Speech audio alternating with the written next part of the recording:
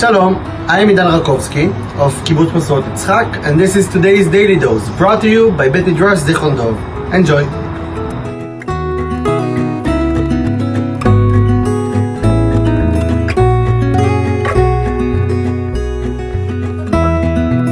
In our parasha, we encounter three circles of justice.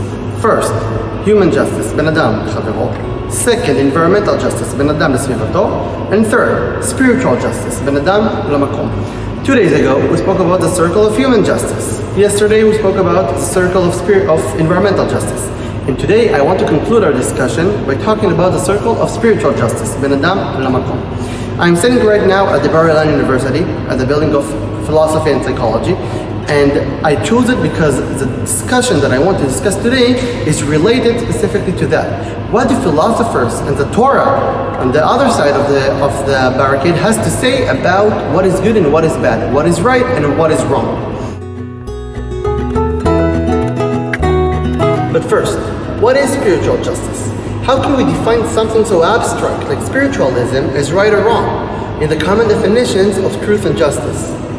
All these questions about the nature of faith has been discussed in each generation in its philosophical arguments.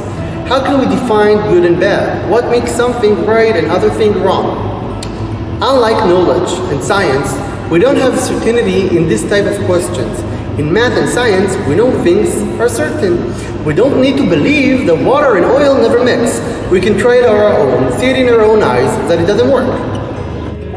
This kind of proof is called empiricism, and great philosophers like David Hume, John Locke, and George Berkeley believed that this is the only way to assure things in life. But can we answer questions like what is right and wrong only from sincerity experience? What is the place of pure faith in this kind of construction? In our parasha, there is a very special commandment, tzivui, and frankly one of my own favorites. Tamim tihiyeh im Hashem Elokecha. You must be wholehearted with Hashem. The context of this tzivui is very interesting. It is placed right before Am Yisrael is entering Eretz Yisrael, when they are told not to follow the Avodah Zarah that they will encounter in the nations they are going to occupy. They should keep their uniqueness as a monotheist nation and to follow the Shekhinah, not the magicians. In an anachronistic view, it may seem as an obvious commandment, tzivui. Why would one follow magicians and wizards? It is irrational and doesn't make sense at all. But in this ancient world, people used to advise and worship magicians in order to know how to live their lives. But in fact, we can cast this commandment to our world as well, where real magicians have mostly vanished from most of the Western society, and the supernatural magic was replaced with rational thinking and science.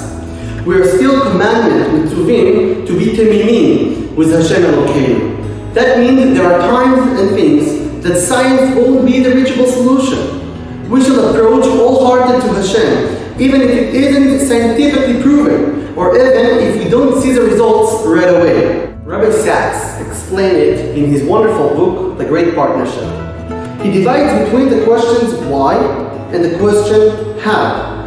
Science, says Rabbi Sachs, exists for solving the how questions. How did the world created? The Big Bang Theory. How do medicine work? Evolutional studies. And how do we feel emotions? By the electrical neurons in our brain. But Torah and the faith provide the answers for the why questions. Why did the world created? Open Bereshit. Why do medicine work? Ani Hashem Rofecha. And why do we feel emotions? Because Kol Adam Nivra B'Tzelem. Science cannot and should not provide meaning to life. And the Torah and faith cannot and should not provide scientific answers. On the other side of the barricade, from Rabbi Sachs, we can find Mori V'Rabbi Harav Shagar, Rabbi Shimon Gershon Rosenberg, who was a groundbreaking Tzionit Dati thinker that built bridges between the Jewish halachic world and the postmodern Western world we live in. The postmodern theory that prevalent in our everyday culture, in communication, and society states that values don't have much meaning since everything is relative. Therefore, we cannot define what is good and what is bad, and everyone can define for their own what is good and what is bad. Harav Shagar connects this specific theory of no objective justice or truth to the specific tzivui from our parasha, Tamim Tiyeh Im Hashem Elokecha. He says that actually adopting some of these postmodern theories, which in first glance can seem anti-religious, is that mimut that we are commanded today, the innocence itself. Saying, I don't know what is the total good and bad, but rather I believe this is the good and this is the bad, is the essence of this tzivui, and is the way to express spiritual justice in our lives.